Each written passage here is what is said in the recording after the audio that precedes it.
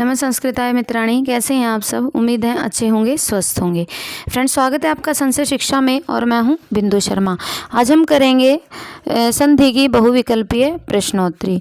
Friends, यदि कक्षा अच्छी लगे तो प्लीज़ लाइक कीजिए, शेयर कीजिए, कमेंट कीजिए और चैनल पर नए हैं तो चैनल को सब्सक्राइब कीजिए।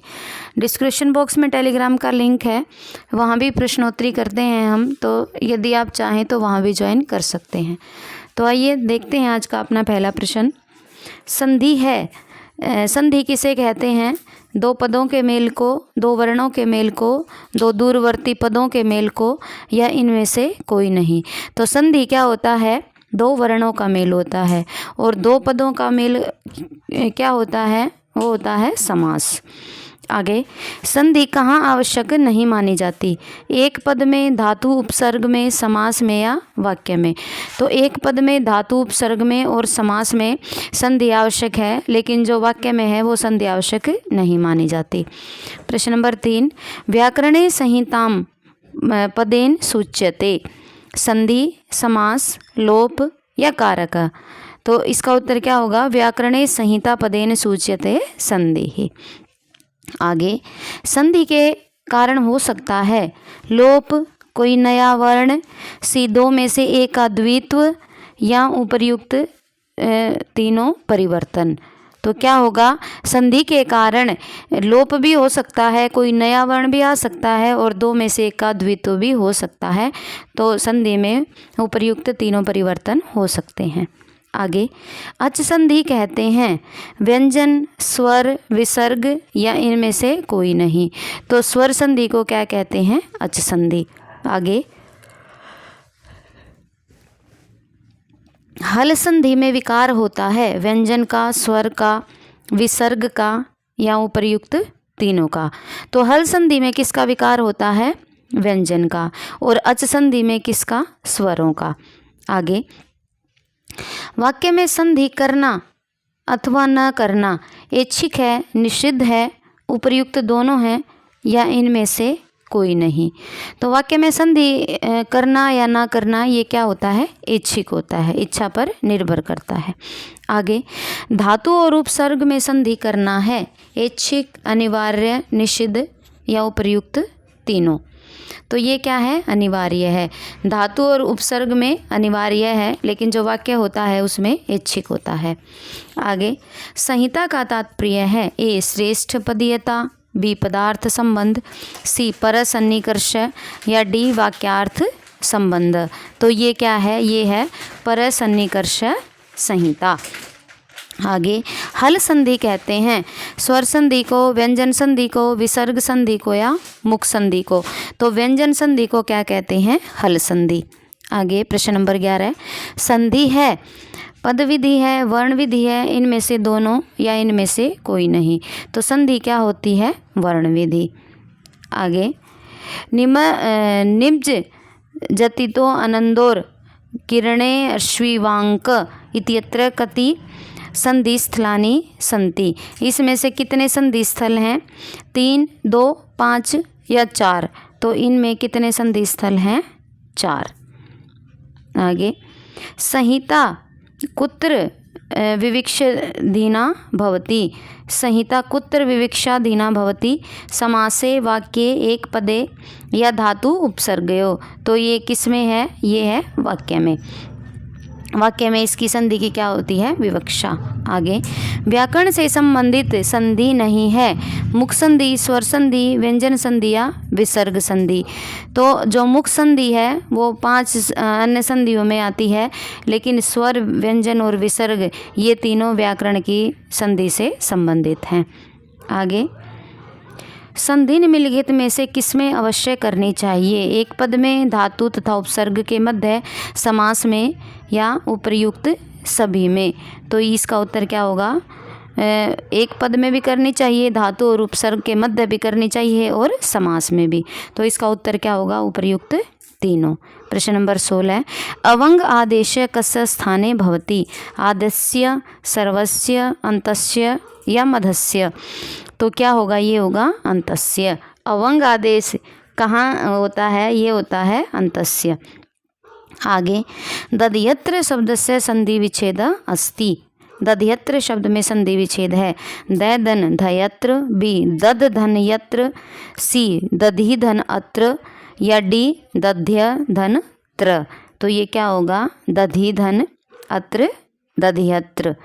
आगे इत्यादि में संधि है यण, दीर्घ, गुण या वृद्धि। तो इसमें कौन सी संधि हो जाएगी? इसमें हो जाएगी यण संधि। आगे इति धन आदि इत्यत्र संधि वर्तते। इति धनादि इत्यादि, गुण, वृद्धि, उपपद या यण। तो इसमें कौन सी संधि हो जाएगी? इसमें हो जाएगी यण संधि। इसमें क्या हो गया? इति धनादि क्या बन जाएगा? इत्यादि। तो इसमें कौन सी संधि हो जाएगी? यण। आगे लृ आकृति इत्यत्र संधि स्यात्। महत्वपूर्ण है।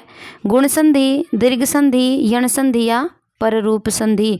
तो इसमें लृ धनाकृति लाकृति। तो इसमें कौन सी संधि हो जाएगी? यण संधि। प्रश्न नंबर 21, धात्रांशे अस्मिन् पदे संधि अस्ति। गुण, वृद्धि, यण या दीर्घ। तो इसमें कौन सी संधि हो जाएगी? धात्रांश में, लाकृति में, इसमें सब में कौन सी संधि हो जाएगी? यण संधि। आगे प्रश्न नंबर 22, अधोलिखितेषु यण संधेः रूप विद्यते। प्रत्युपकार, गंगोघ, मार्तंड या विद्यालय। तो कौन सी में यण संधि हो जाएगी? इसमें हो जाएगी प्रतिधन उपकार है। तो क्या बन जाएगा? प्रत्युपकार है। तो इसमें कौन से में हो जाएगी? प्रत्युपकार में यण संधि हो जाएगी। यण संधि होती है तब आ धन ई होता है, अ धन ए होता है, ई धन ई होता है या ई धन अ होता है। तो यण संधि कब होती है? यण संधि जब होती है जब ई धन अ होता है। आगे पितृधन आकृति का संधि रूप है। पितृधन आकृति का क्या संधि रूप है? पितृ आकृति, पतिकृति, पित्राकृति या पित्राकृति। तो पितृधन आकृति क्या बन जाएगा? पित्राकृति। आगे मधु धन अरि इतस्य संधि पद निर्णयम। मधुरी ही, मधवरी, मधारी या मधवरी ही। तो इसका उत्तर हो जाएगा 25 का डी। मधवरी क्या हो जाएगा इसका? मधु धनरी मधवरी। आगे यण संधि का उदाहरण है। ए विद्याधनालय विद्यालय, बी गंगाधन ओघ गंगोघ, सी गुरुधनादेश गुरुवादेश या डी महाधन इंद्र महेंद्र। तो यण संधि का कौन सा हो जाएगा? ये हो जाएगा गुरुधन आदेश है, गुरुवादेश है। आगे प्रश्न नंबर 27, यद्यपि पद में कौन सी संधि है? यण, दीर्घ, हल या विसर्ग संधि। तो यद्यपि पद में कौन सी संधि हो जाएगी? ये हो जाएगी यण संधि। आगे लाकृति, इसमें संधि विधायक सूत्र है। वृद्धि रेची, इको यणची, उरण रपर या आद गुण। तो ये क्या हो जाएगा? ये हो जाएगा इको यणची। जब इक को यण हो जाता है, ई उ रील री, जब ये व रल में बदल जाते हैं तो क्या होता है? यण संधि। आगे प्रश्न नंबर 29, धातृधन अंश में संधि कीजिए। धातुरंश, धातुरंश, धातुरंश या धातुरंश। तो उत्तर क्या हो जाएगा इसका? शी। धातृधन अंश है, धातुरंश है। आगे मोस्ट इम्पोर्टेंट है, शुद्ध उपास्य में कौन सी संधि है? हल, विसर्ग, प्रकृति भाव या अच संधि। तो इसमें कौन सी संधि हो जाएगी? अच संधि। आगे यण संधि कहाँ है? उपेंद्र, नायक, लाकृति या रामायण। तो इसमें लाकृति में कौन सी संधि हो जाएगी? यण। आगे अधोलिखितेषु का एकादश यण, पूर्व रूप, विसर्ग या इनमें से कोई नहीं। तो इसका उत्तर हो जाएगा यण संधि। प्रश्न नंबर 33, आद्यंतम पद का संधि विच्छेद है। ए आद्य धनानंतम, बी आद्य धन अंतः, सी आदि धन अंतमः या डी आद्या धन अंतमः। तो प्रश्न नंबर 33 का उत्तर हो जाएगा सी आदि धन अंतमः आद्यंतमः। प्रश्न नंबर 34, दध्यत्र में संधि है यण, गुण, वृद्धि या पूर्व रूप, तो इसमें कौन सी हो जाएगी? दध्यत्र में कौन सी संधि हो जाएगी? यण। प्रश्न नंबर 35, पितृर्थ का संधि विच्छेद है पितृधन अर्थ, पिता धन अर्थ, सी पिता धन अर्थ या डी पितृधन अर्थ। तो उत्तर क्या हो जाएगा इसका? पितृधन अर्थ। आगे प्रश्न नंबर 36, अत्यधिक में संधि है गुण, वृद्धि, यण या हल संधि, तो इसमें कौन सी संधि हो जाएगी? इसमें यण संधि। आगे अन्वय शब्द का संधि विच्छेद है अनुधन अय, बी अनुधन आय, सी अनुधन अय या डी अनुधन आय। तो उत्तर क्या हो जाएगा? अनुधन अय क्या बन जाएगा? अन्वय। अन्वय क्या? अनुधन अय अन्वय। आगे प्रश्न नंबर 38, पाठ तो अयप्य है अनभ्यास, ए पाठतः धन अपि धन अनभ्यास, बी पाठतो धन ओपि धन अनभ्यास, सी पाठतोपि धन अभ्यास या डी पाठतोप्य धन नभ्यास। तो उत्तर क्या हो जाएगा इसका? पाठतः धन अपि धन अनभ्यास क्या बन जाएगा? पाठतोप्य अनभ्यास। आगे पठत्वत्र इत्यत्र संधि विच्छेद पठ धनत्वत्र, बी पठतु धन अत्र, सी पठत्व धनत्र या डी पठत धन वत्र। तो उत्तर क्या हो जाएगा इसका? इसका उत्तर हो जाएगा पठतु धन अत्र पठवत्र। प्रश्न नंबर 40, इंद्रियाणद्यो क्या बनेगा? इंद्रियाण धन आदौ, इंद्रियाणी धन आदौ या सी इंद्रियाणः धन यादौ या डी इंद्रिय धन णियादौ। तो क्या बनेगा? ये बनेगा प्रश्न नंबर 40 का बी इंद्रियाणी धन आदौ इंद्रियाणद्यो। प्रश्न नंबर 41, इति धन आद्य, इतियाद्य या इति यादयः, सी इत्यादयः या डी इत्यादयः। तो क्या बनेगा? ये बनेगा इत्यादयः, इति धनाद्य इत्यादयः। आगे देखते हैं प्रश्न नंबर 42, गुरु धन आदेश में संधि होने पर बनता है गुरुदेशः, बी गुरादेशः, सी गुरुवादेशः या डी गुरुदेशः। तो क्या बनेगा? ये बनेगा गुरुवादेशः, गुरु धनादेश गुरुवादेश। प्रश्न नंबर 43, शुद्ध उपास्य में संधि है हल, विसर्ग, अच या प्रकृति भाव, तो इसमें कौन सी संधि है? इसमें है अच संधि। आगे प्रश्न नंबर 44, किस उदाहरण में यण संधि है? ए उपेंद्र, बी नायक, सी विद्यालय या डी धात्रंश। तो इसमें किसमें है? धात्रंश में कौन सी संधि है? यण संधि। प्रश्न नंबर 45, साधु धन इति में संधि होने पर बनता है साधो इति, साध्विति, सी साधुति या डी साधुरीति। तो क्या बनेगा? ये बनेगा साध्विति साधुधन इति।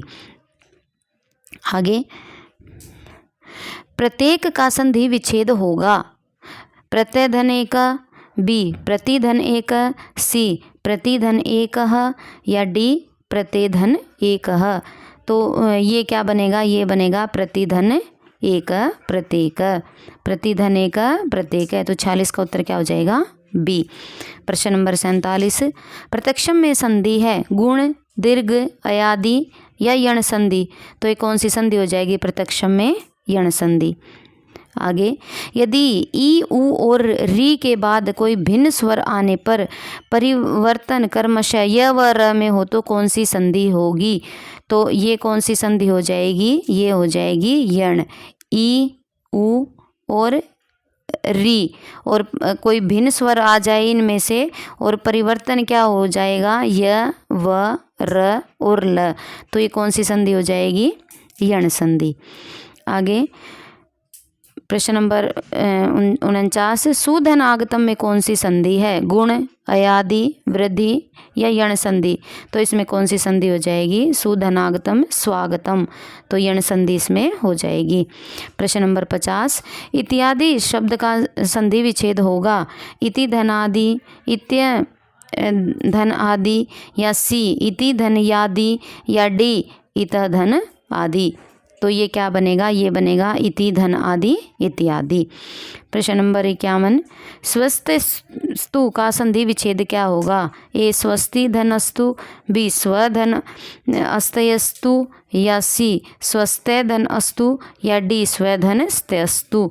तो क्या बनेगा? ये बनेगा स्वस्ति धन अस्तु स्वस्त्यस्तु। और आज का अपना अंतिम प्रश्न, प्रतिधन आरोपण, प्रतिरोपण, प्रत्यारोपण या प्रत्यय आरोपण? तो क्या होगा? ये होगा प्रत्यारोपण। तो फ्रेंड्स, ये थी अपनी आज की कक्षा। उम्मीद है कि आपके लिए बहुत ही लाभदायक रहेगी। और क्लास को अधिक से अधिक शेयर करें, कमेंट करें, और चैनल पर नए हैं तो चैनल को सब्सक्राइब करें। आज के लिए बस इतना ही। मिलते हैं कल एक नई और यूज़फुल कक्षा के साथ। तब तक के लिए नमो नमः।